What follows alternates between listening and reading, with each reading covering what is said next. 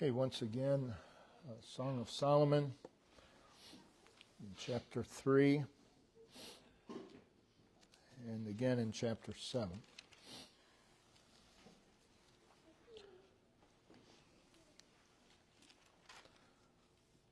This is the bride of the Shulamite woman speaking, both passages. Song of Solomon 3, verses 1 through 4. By night, on my bed, I sought him whom my soul loveth. I sought him, but I found him not. I will rise now and go about the city and the streets, and in the broad ways I will seek him whom my soul loveth. I sought him, but I found him not. The watchmen that go about the city found me, to whom I said, Saw ye him whom my soul loveth?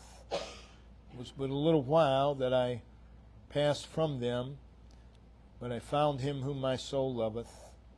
I held him, would not let him go, until I brought him unto my mother's house, and into the chamber of her that conceived me. Chapter 7. We read verses 10 through 12. We'll just read verse 13. The mandrakes give a smell, and at our gates are all manner of pleasant fruits, new and old, which I have laid up for thee, O my beloved. I wanted to read verse 12. Let us get up early to the vineyards. Let us see if the vine flourish, whether the tender grape appear and the pomegranates bud forth. There will I give thee my loves.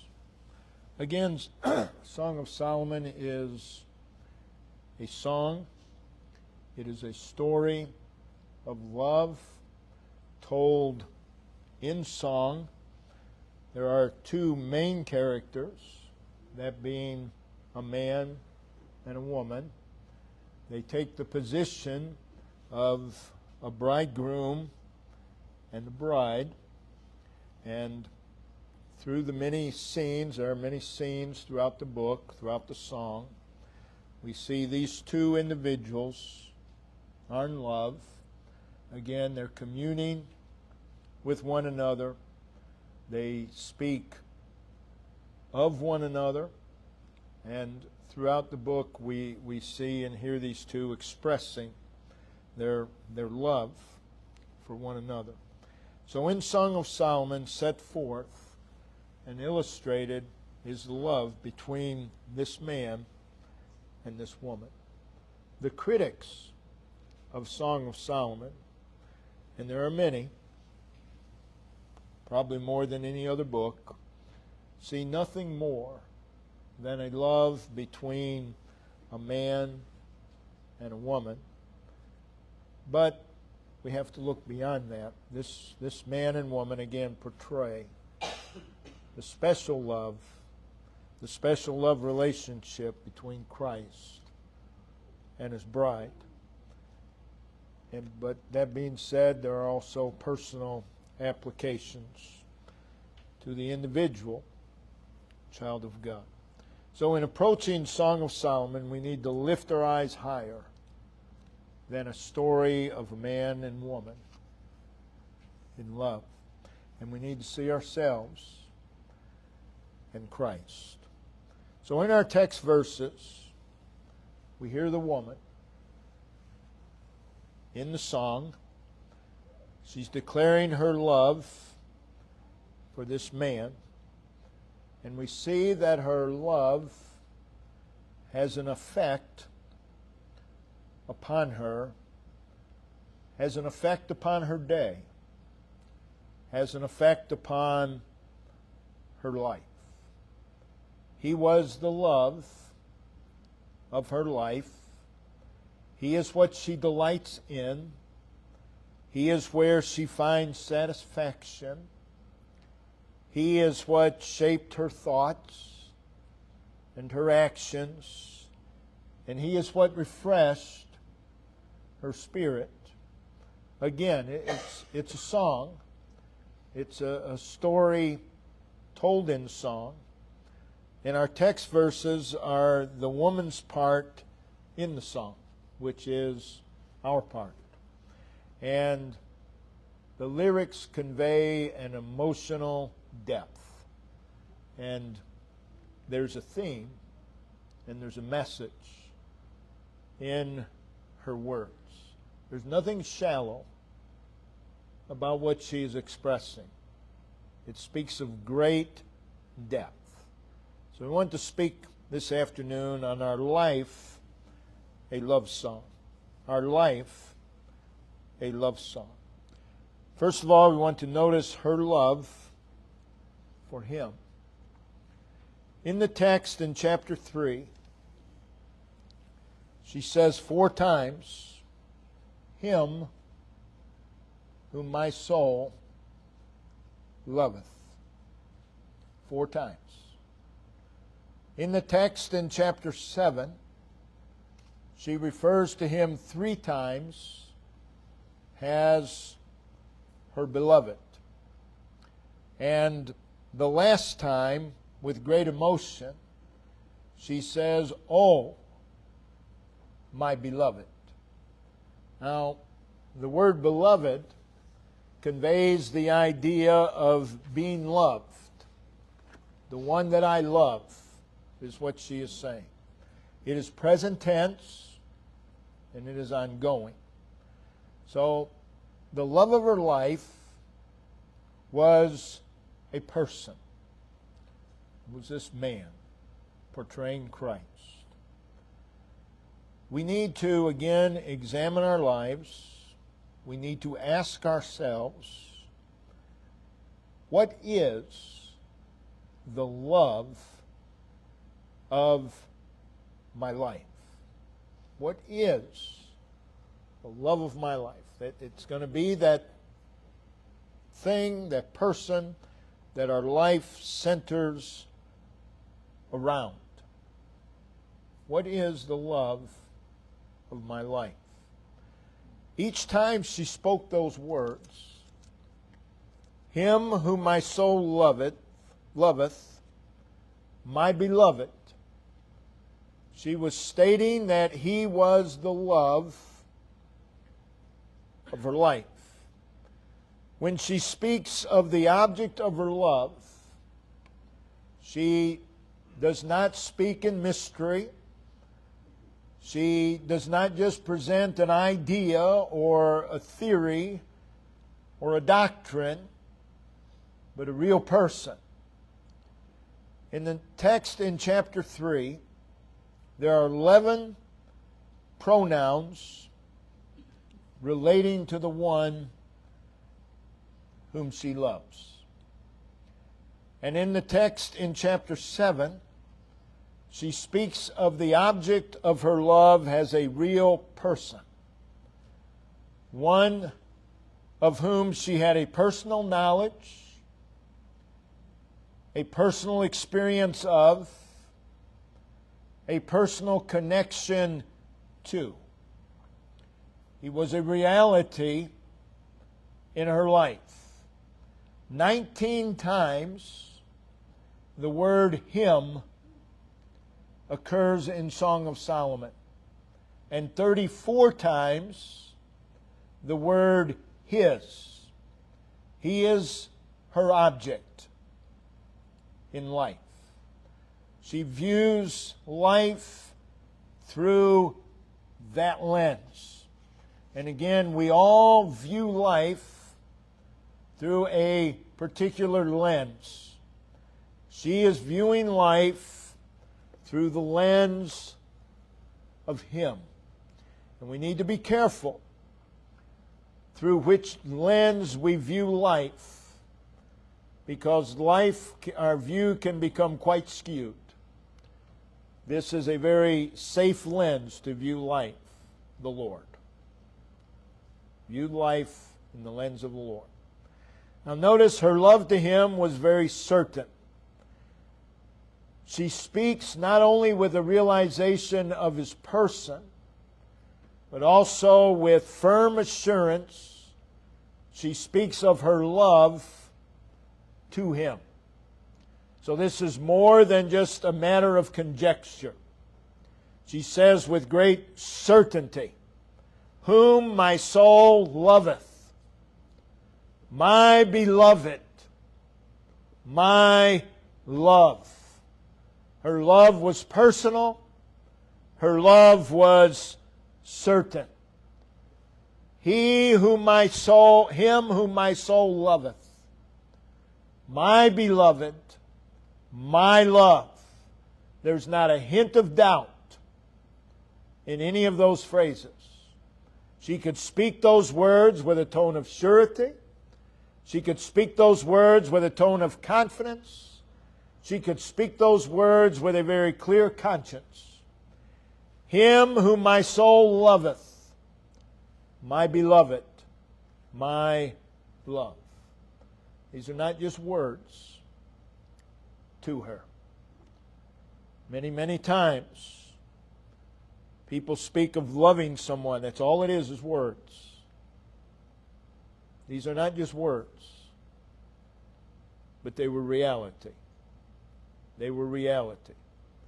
And it's truly a wonderful thing for a child of God to know, I love Christ. I love the Lord.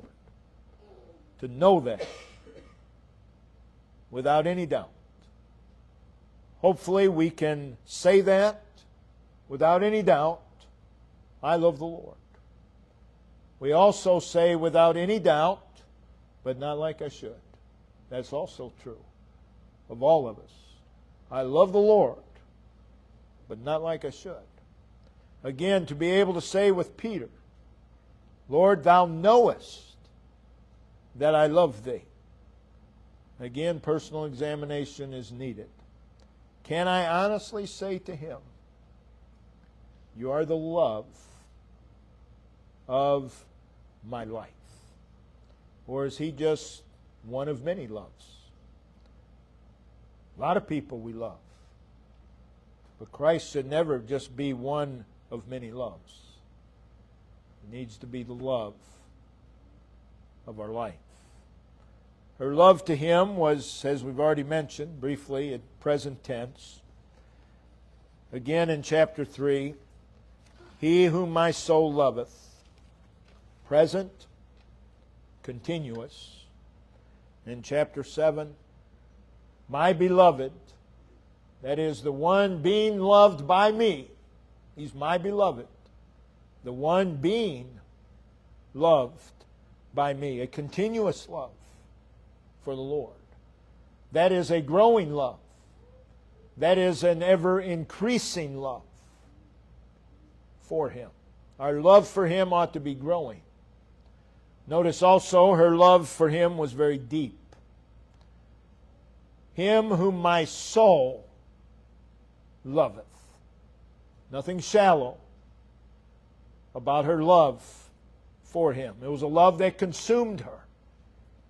It was a love that consumed her heart. It was a love that consumed her mind. It was a love that consumed her life. It was a love that reached the inner depths of her being. And it had control. It had control over her heart, her mind, her will, and her life. Love never bypasses the heart.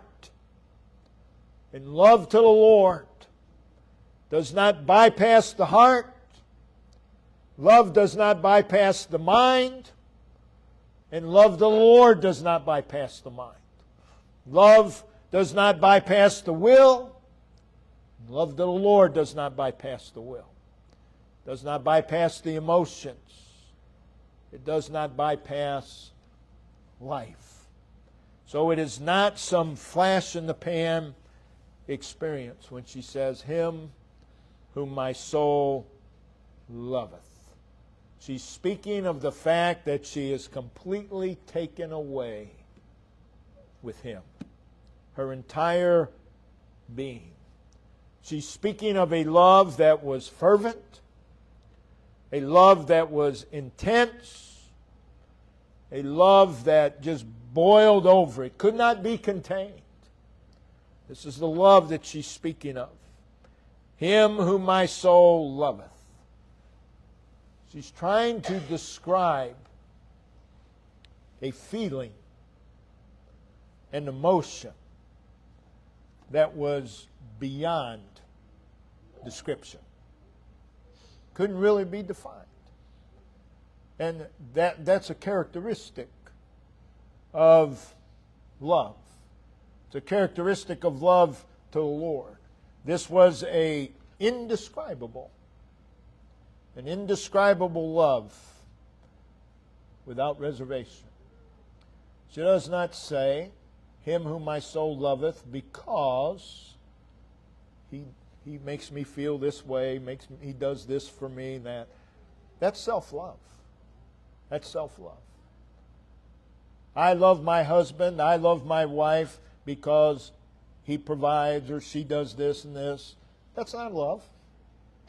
You love them for what they do for you. That's called self-love. But it's a love for that person. And that's why so many times marriages fall apart, because their definition of love is really boiled down to self. And when that person stops doing those things, or you get tired of them doing those things, you take those things for granted, guess what? There goes love. Because it's all based in self. But it's Him whom my soul loveth. It's Him that I love. Not what He does for me. Not how He makes me feel. It's Him that I love. So it's a love that fills her life with meaning. Her love for Him was public. She asked in chapter 3, verse 3, the watchman. She says, saw ye Him whom my soul loveth? In chapter 5, verse 8, she said to the daughters of Jerusalem, if ye find my beloved, tell him that I am sick with love. And she said to the daughters of Jerusalem, notice in chapter 2, verse 7, tell me, O thou whom my soul loveth. She's not afraid. She's not hesitant to declare to all who will listen that she loves this one. She loves him. She referred to him as my love. She was unashamed. She was unashamed. She was uninhibited to declare her love for him to others. So it was a love that was openly manifested. When she said those words, and him whom my soul loveth, my beloved, my love, no one had to wonder who she was speaking of. They knew, because she outwardly demonstrated her love for him. Others could see. She loves him. Speaking of her, they said in chapter 5, verse 9, and also chapter 6, verse 1, 4 times, thy beloved, thy beloved, thy beloved. The one that is being loved by you. And in chapter 8, verse 5, we read her beloved. Her testimony was that she loved him. That's a testimony. That person loves the Lord. That's a testimony. Her love to him was a love of priority. Each time she said, him whom my soul loveth, my beloved, my love, not only was that a declaration of her love, but it is also a statement of her priority. It is a statement of what is important to her. It was a love that exceeded all others. Therefore, He is the center of her interest. He is the focal point of her life. He is the meaning of her life. He has the preeminent place in her life. And this would define her motives, her purposes, her viewpoints, her goals, her desires, and her pursuits in life. She loved Him with all of her soul. It means everything centers around Him. She did not make other plans and do other things and then maybe try to fit Him in. No, He's the center. He's the center. The Lord, we're not to try to fit in the Lord in our life. Become so busy with the world that we try to fit Him in. He needs to be the love of our life. And if you can fit in other things, fine. But He needs to be the center of life. Love for the Lord, again, will prevent the misplaced values, the misplaced priorities that result in the endless pursuit of the secondary. And that describes the life of most. It is an endless pursuit of the secondary, not the primary, which is the Lord. And that will fill our lives with clutter, and the clutter eventually pushes Him out of our life. The truth is, this in-depth love for the Lord simplifies our life. It simplifies it. We make life way too complicated because of all the other things that we think we have to have and we think we have to do. Loving the Lord with our soul will simplify our life. So this love has an impact upon her life. There cannot be love without personal impact. He was the love of her life. Therefore, He is relevant to her life. That is, He's pertinent to her life. He's connected and related to her life. And we see this all through Song of Solomon. Notice chapter 1, verses 13 and 14. Just notice some words. My beloved, my well-beloved, unto me. My beloved is unto me. Chapter 2, verse 10. We hear her say, my beloved spake and said unto me. In our text in chapter 3, you notice verse 1. I, him, him. 3 times in verse 1. You can go down in verse 2 and you see the same thing again. I will seek him. Again, it's I, him. I sought him. I, him. I found him not. 2 verses. I, him, over and over and over. Her life is being impacted by him. There's a link between her and him. Verse 3. Saw ye him whom my. Verse 4. You see it again. I, him, whom my soul loveth. I held him. I, him. And you see it all through Song of Solomon.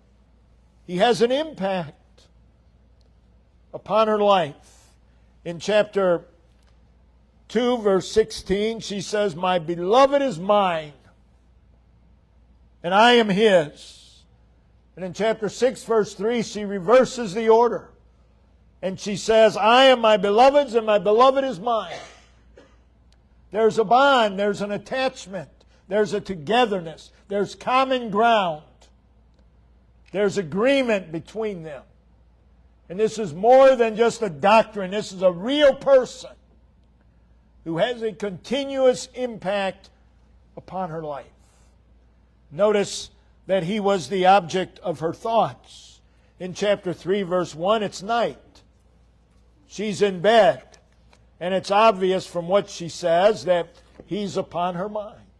In chapter 1, verses 13 and 14, the thought of him brought her great joy. He's the object upon her mind. He was the object of her activity.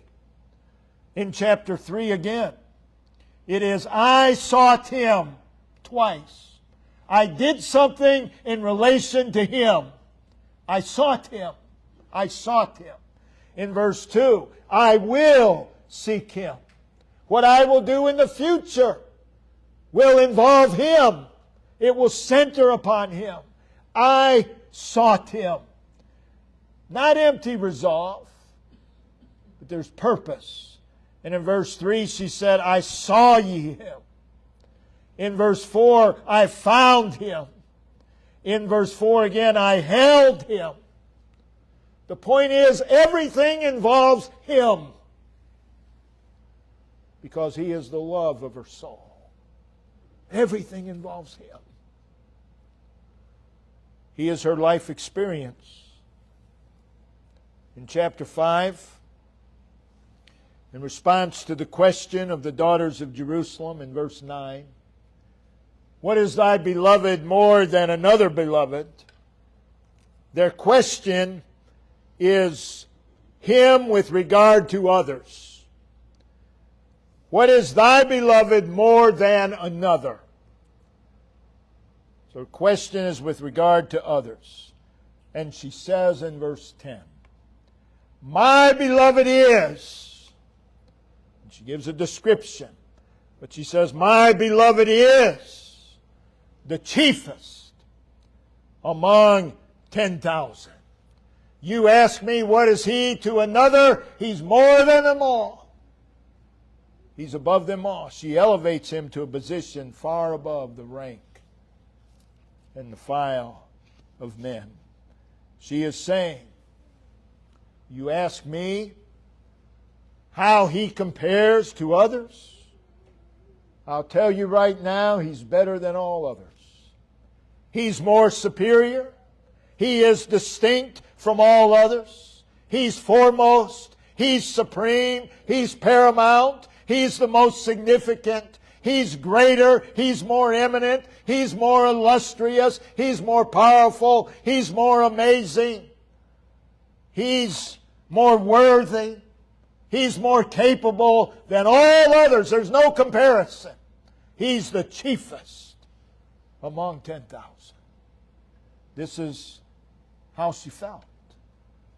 My beloved is the chiefest among 10,000. With those words, she is simply saying, he's unrivaled.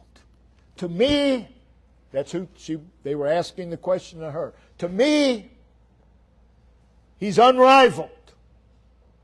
To me, he's unparalleled. To me, he's incomparable. There's none like him, is what she's saying. She's saying if you take the very best, he's better. He's better. My beloved is the chiefest among 10,000. And then in verses 11 through 16 of chapter 5, she's enthralled with him.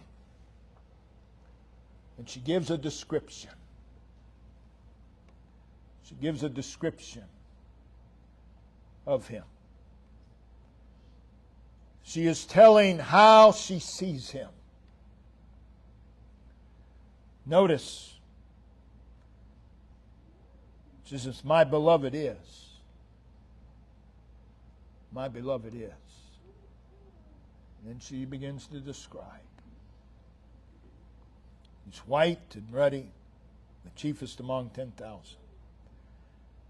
Then notice, his head, his locks. Verse 12. His eyes. Verse 13. His cheeks. His lips. Verse 14. His hands. His belly. Verse 15. His legs. His countenance. Verse 16. His mouth. She's given a very detailed description of Him. It is really a description of Christ's deity. It is a description of His humanity. It is a description of His dominion.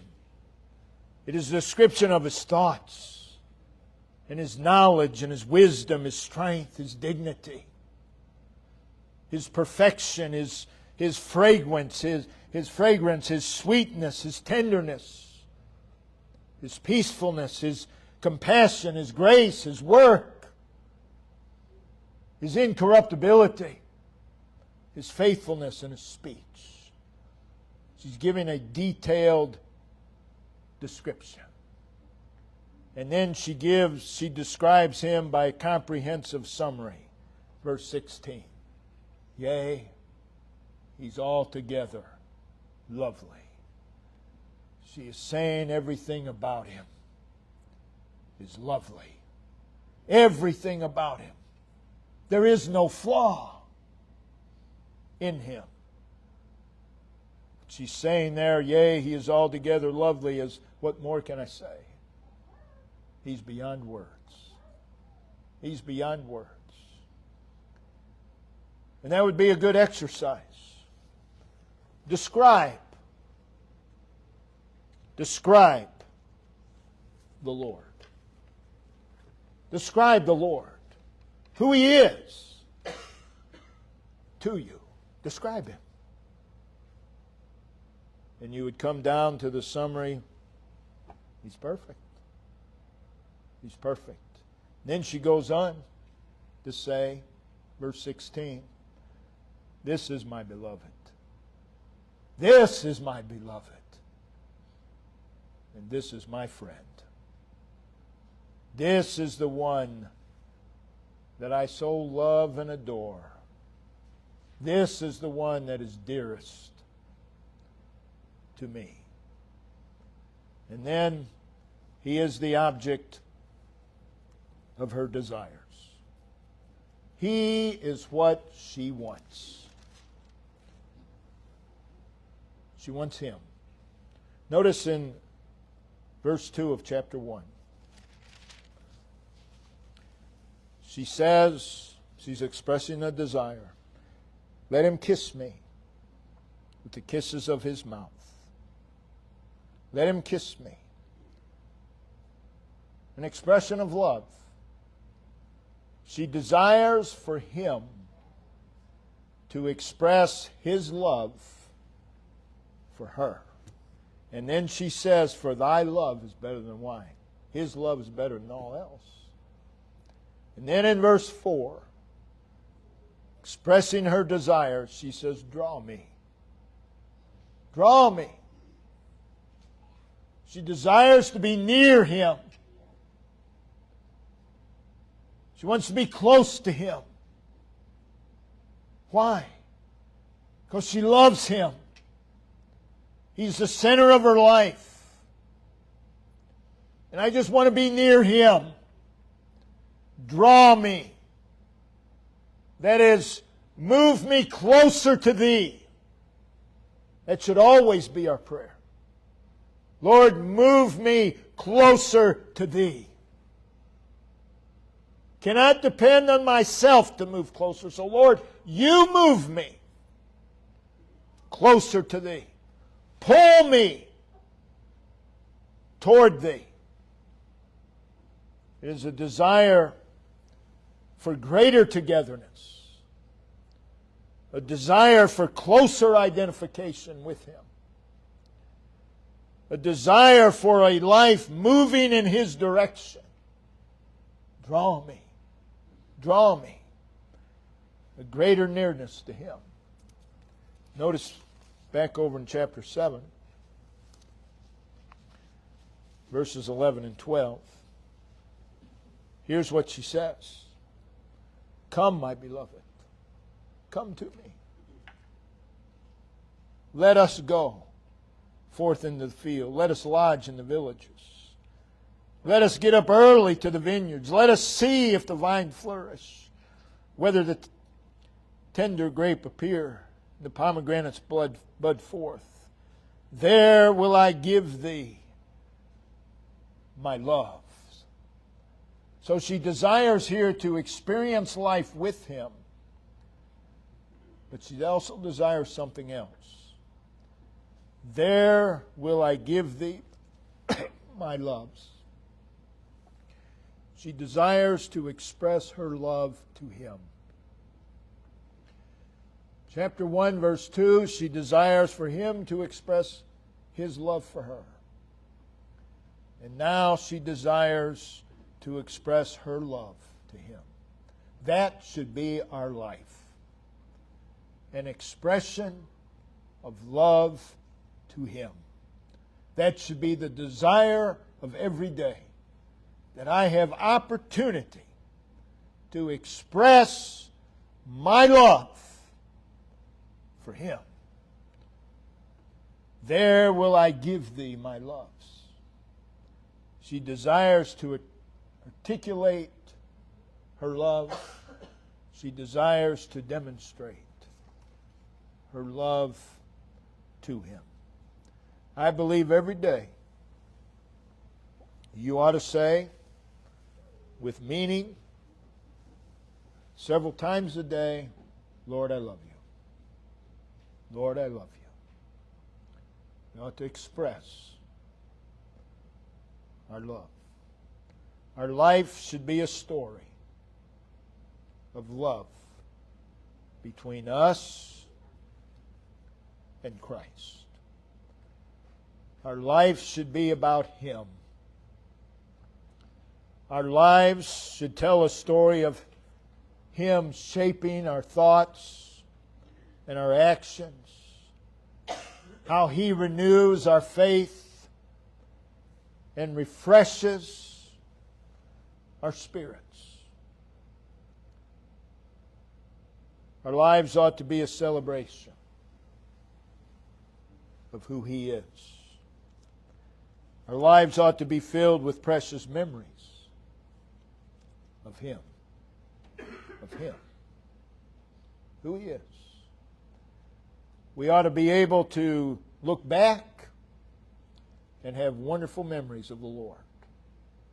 We ought to be able to look at the present and see the Lord. And we ought to be able to look forward and anticipate the Lord. So looking at this woman in Song of Solomon, we see the glow, the passion, the excitement, the joy of her love to Him. We see her talking to Him. She's talking to Him. We see her listening to Him. And our lives ought to be marked by us speaking to Him, by us listening to Him. Our lives ought to be marked by our love for Him. He ought to be the love of our lives.